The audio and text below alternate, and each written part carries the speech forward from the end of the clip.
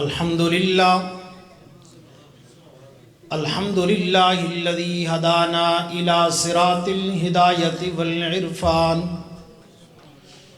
وجعلنا من الإسلام والإيقان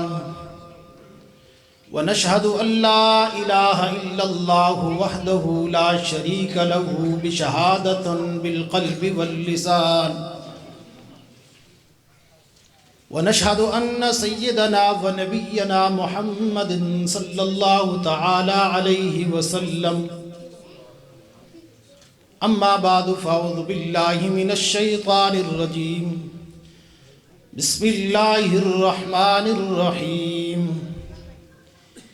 إن الله لا يغير ما بقوم حتى يغيروا ما بأنفسهم صدق اللہ العظیم وصدق رسولہ النبی الکریم ونحن على ذلك لمن الشاہدین والشاکرین والحمد للہ رب العالمین۔ ہم نے ہر دور میں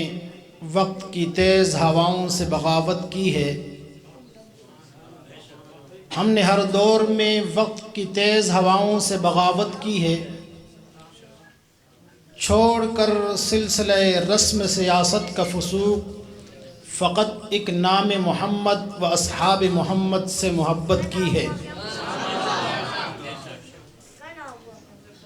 انتہائی قابل قدر حضرات سامعین اور اسٹیج پر تشریف فرما علماء اکرام، آج کی عظیم الشان عظمت صحابہ و اہل بیت کانفرنس ماڈل ٹاؤن اسلام آباد میں منعقد ہو رہی ہے، جس میں قاری شمس الرحمن آزاد صاحب اور ان کے دیگر رفقا کی دعوت پر حاضری ہوئی۔ رب العالمین سے دعا ہے کہ آج کی ہماری اس حاضری کو اپنی بارگاہ میں قبول و منظور فرمائے۔ عظمت صحابہ و اہل بیت کا عنوان ہے۔ عظمت صحابہ ہم کیا بیان کر سکتے ہیں کہ جن کی عظمت اور مقام کو قرآن نے جا بجا بیان کیا ہو۔ میں اتنا ہی کہوں گا کہ صحابہ اکرام رضوان اللہ تعالی اجمعین کی جماعت وہ جماعت ہے کہ دنیا کے اندر جتنی بھی مخلوقات اللہ تبارک و تعالی نے پیدا فرمائی ہیں، ان کے اندر دو طبقے ایسے ہیں کہ جن کا انتخاب خود اللہ نے کیا ہے۔ ایک طبقہ انبیاء علیہم السلام کا ہے، دوسرا طبقہ صحابہ اکرام کا ہے۔ انبیاء کا انتخاب بھی اللہ نے کیا اور ان کی تربیت بھی اللہ نے خود فرمائی۔ ان کا نبی کا دنیا میں کوئی استاد نہیں ہوا کرتا، وہ اللہ ہی سے تربیت حاصل کر کے آئے ہوتے ہیں۔ جس طرح کہ حضرت عیسیٰ علیہ السلام کا واقعہ قرآن میں آپ نے پڑھا کہ ماں کی گود میں وہ کہہ رہے ہیں کہ انی عبد اللہ آتانی الکتاب وجعلنی نبیا۔ اسی طرح دیگر انبیاء علیہم السلام وہ اللہ سے براہ راست تربیت حاصل کر کے آ رہے ہوتے ہیں۔ دنیا میں ان کا کوئی استاد نہیں ہوتا، دنیا میں ان کا کوئی بڑا نہیں ہوتا، دنیا میں ان کا کوئی پیر اور مربی نہیں ہوتا، لیکن صحابہ اکرام کی جو جماعت ہے اس کا انتخاب اللہ کرتے ہیں، لیکن تربیت اپنی پیغمبر سے دلاتے ہیں۔ اگر آپ دیکھیں کہ پیغمبر علیہ السلام کی تربیت میں آنے سے پہلے عبداللہ ہے، ابو قحافہ کا بیٹا ہے، لیکن جب تربیت پیغمبر دو عالم نے کی تو وہ صدیق اکبر بن گئے۔ اور رسول اللہ صلی اللہ کی تربیت میں آنے سے پہلے عمر ہے، بکریاں چرانا نہیں آتی، خطاب کا بیٹا ہے، لیکن جب وہ رسول اللہ سے تربیت حاصل کرتے ہیں فاروق اعظم بن جاتے ہیں۔ ذی النورین آتے ہیں، عثمان آتے ہیں، وہ ذی النورین بن جاتے ہیں۔ علی المرتضیٰ آتے ہیں، اسد اللہ الغالب بن جاتے ہیں۔ قرآن میں ان کے جا بجا عظمتوں کے ترانے ہیں۔ قرآن کبھی اولئک هم المفلحون کہتا ہے، اولئک هم الراشدون کہتا ہے، اولئک هم الفائزون کہتا ہے، اولئک هم المؤمنون حقا کہتا ہے۔ یہ قرآن کریم ان کو جا بجا القابات دیتا جاتا ہے۔ آخر میں قرآن کہتا ہے رضی اللہ عنہم ورضوا عنہ، کہ ان سے اللہ بھی راضی، وہ اللہ سے راضی۔ یہ سب سے بڑا تغمہ قرآن میں اللہ نے انہیں دے دیا، اس سے بڑی عظمت کوئی نہیں ہو سکتی۔ تو میرے دوستو،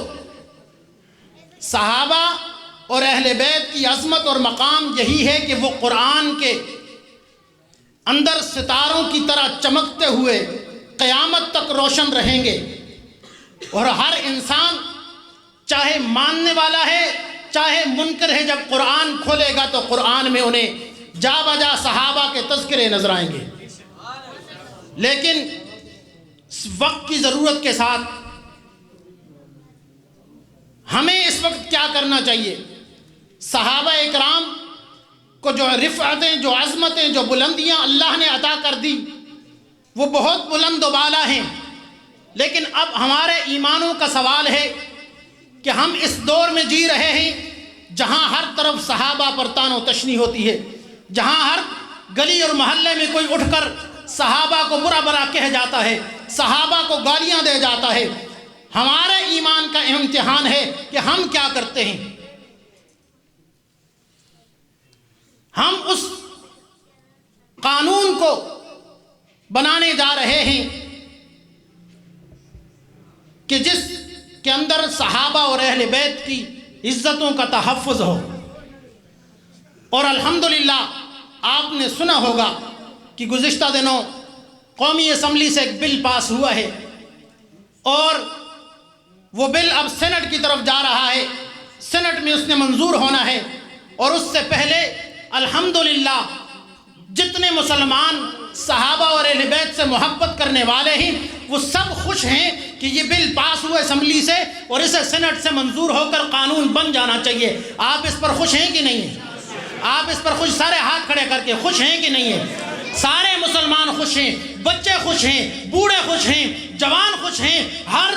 دنیا کے شعبے سے تعلق رکھنے والے خوش ہیں۔ لیکن جو لوگ منافقت کرتے ہیں، جو صحابہ کو بھونکنا چاہتے ہیں، جو صحابہ کے خلاف طعن و تشنیع کرنا چاہتے ہیں، جو صحابہ کو گالیاں دینا چاہتے ہیں، وہ آج روڈوں پر اور سڑکوں پر موجود ہیں، احتجاج کر رہے ہیں کہ اس طرح کے قانون نہیں بننے چاہیے۔ ہم کہتے ہیں کہ اس طرح کے قانون بننے چاہیے، اور ہم اس کے لیے پاکستان رائے حق پارٹی ہر اس امیدوار کی حمایت کرے گی کہ جس امیدوار نے، جس پارٹی کے رکن نے، جس پارٹی کے ممبر نے اس بل پر دستخط کیا ہوگا، اور آئندہ کے لیے ہم یہ ایک عزم کر کے جائیں کہ ہم نے اس امیدوار کو ووٹ دینا ہے کہ جو اسمبلیوں میں بیٹھ کر ناموس صحابہ کے لیے، ختم نبوت کے لیے، دفاع اسلام کے لیے اور اسلام کے حق میں بات کرنے والا ہو اور جرأت کے ساتھ بات کرنے والا ہو۔ ہم نے آج اعلان ہوا ہے کہ 13 مارچ کو قومی اسمبلی کی جو نشستیں خالی ہوئی ہیں اس پر الیکشن ہونے جا رہا ہے ضمنی، تو آج ہم یہ عہد کریں کہ ہم نے آئندہ اس امیدوار کو ووٹ دینا ہے کہ جو اسمبلی میں اسلام اور پیغمبر اسلام اور اصحاب پیغمبر کی بات کرے۔ اس بات پہ آپ وعدہ کرتے ہیں؟ جہاں سے بھی آپ کا تعلق ہے، جس حلقے سے تعلق ہے، جس شہر سے تعلق ہے، لیکن محبت ان سے کرنی ہے جو صحابہ سے محبت کرتے ہیں، جو اہل بیت سے محبت کرتے ہیں، اور رائے حق پارٹی کا یہی دستور ہے، یہی منشور ہے۔ آپ نے دیکھا گزشتہ 4 سالوں میں ہمارا ایک MP پنجاب کی اسمبلی میں موجود تھا، لیکن آپ اٹھا کر دیکھیں، اس ہسٹری کے اندر دیکھیں، کوئی ایسا موقع آیا ہو، بیت المقدس کا موقع آیا ہو جہاں مسلمانوں پر مظلومیت، ظلم کے پہاڑ توڑ دیے گئے ہیں، جہاں پر فلسطین کی بات آتی ہے، اسرائیل کے اندر اسرائیلی فوج ظلم کرتی ہے، کشمیر کی بات آتی ہے، قرآن کی حرمت کی بات آتی ہے، پیغمبر کی حرمت کی بات آتی ہے، اصحاب رسول کی بات آتی ہے، اہل بیت کی بات آتی ہے، بنیادی اسلام بل آتا ہے، یہ سارے کے سارے اگر اس کریڈٹ کو دیکھا جائے تو معاویہ اعظم کی طرف جاتا ہے۔ یہ رائے حق کا ایک ممبر تھا لیکن پوری اسمبلی میں سب پر بھاری تھا۔ تو ہمیں اس طرح کے ممبران منتخب کرنے چاہیے یا نہیں کرنے چاہیے؟ اور اس کے ساتھ ساتھ صرف یہی نہیں کہ اسمبلی کے فورم پر بولتے رہے، بلکہ حلقے میں جاؤ۔ میں اس کے حلقے سے ہو کر کے آیا ہوں کہ حلقے کے اندر وہ بے شمار کام کہ جو ان کے والد محترم اعظم طارق شہید جو MNA ہوتے ہوئے شہید ہوئے اسلام آباد کے داخلی دروازے پر، ان سے جو کام ادھورے رہ گئے تھے وہ سارے کام الحمدللہ ان کے فرزند نے مکمل کروائے، اور اس طرح مکمل کروائے کہ اس مولوی نے، اس مدرسے کے پڑھے ہوئے نے، اس چٹائی پر بیٹھ کر پڑھنے لیے یونیورسٹی بنا کر کے رکھی ہے، اور وہ یونیورسٹی کہ جس کے اندر مخلوط نظام تعلیم نہیں ہے بلکہ بچے اور بچیوں کا الگ الگ نظام تعلیم ہے، الگ الگ ان کے ہاسٹل ہیں، الگ الگ ان کی کلاسز ہیں، یہ نظام دیا ہے ایک مولوی نے جو رائے حق کا امیدوار تھا۔ تو آئندہ آپ نے رائے حق کے امیدواروں کو منتخب کروانا یا نہیں کروانا؟ ہاتھ کھڑے کر کے جہاں سے بھی محبت کرنے والے صحابہ اور اہل بیت سے محبت کرنے والے ہوں اور بالخصوص رائے حق کے امیدوار ہوں، انشاءاللہ العزیز ہم یہ عزم کرتے ہیں کہ ہم نے بہت ووٹ جو ہے دنیا میں گلیوں کے نام پر، روڈوں کے نام پر، اسکول اور کالج کے نام پر دے دیے، اب ہم ووٹ دیں گے صحابہ کے نام پر، ختم نبوت کے نام پر، اور جو انسان دنیا سے جو ایسا انسان منتخب کریں گے جو اسمبلیوں میں جائے گا وہ اسلام کی بات بھی کرے گا اور ساتھ ہمارے کام بھی کرے گا، اور اس کا نمونہ معاویہ اعظم ہے۔ وما علینا الا البلاغ۔